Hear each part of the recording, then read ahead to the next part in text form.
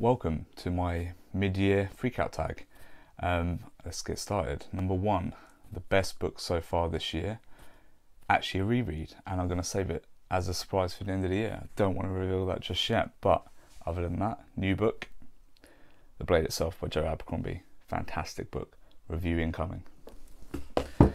Number 2, the best sequel, also a reread. I'm going to save it as a surprise for the end of the year. This might be a recurring theme, but instead of that, we'll go with Royal Assassin, Robin Hobb, Realm of the Eldlings. Fantastic book. Number 3, new release I want to read. I don't really read new releases. I'm not really keeping myself to a release schedule. I'm not trying to chase authors around at the moment. But I would say the newest book that I want to read this year, Pines by Blake Crouch, which will be coming in the autumn. Most anticipated release really goes back to the last question really, but if I can just joke for a sec, if we could get The Winds of Winter, that'd be fantastic. Number 5, my biggest disappointment. This is very cliche, but I'm being very selective about the books I read. There are no disappointments so far. It's been a very good reading year. I hope not to get any more disappointments, for the rest of the year, but we will see how well that goes. Number 6, the biggest surprise. I'll probably say just how good the character work was in this book.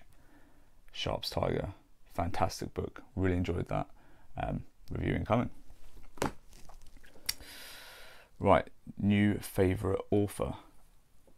Most of the authors this year were fairly new to me.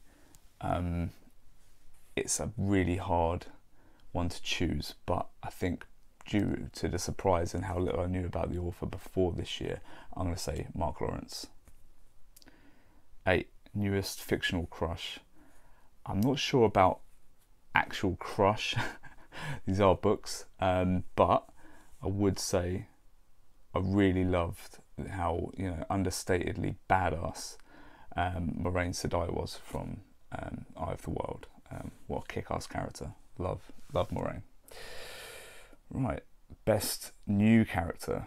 For me, Hercule Poirot is just what a character. I mean, he can hold a whole book up on his own. The guy's fantastic. Number 10, the book that made me cry. One book came close, but I'm also going to keep that as a surprise for the end of the year. Number 11, the book that made you happy. Mort by Terry Pratchett. It's had me howling. This is a funny book. Made me very happy. Right, number 12, the most beautiful book you bought this year. We'll probably have to go to this beautiful edition of War and Peace by Leo Tolstoy. I just love the white on blue. It doesn't really come across on video that well, but in person this is a really beautiful edition. Very, very big book. Not on this year's TBR, unfortunately, or fortunately for me, because it's about 1,400 pages, but fantastic, beautiful book. Right, 13. What do I need to read for the rest of the year? So, lots.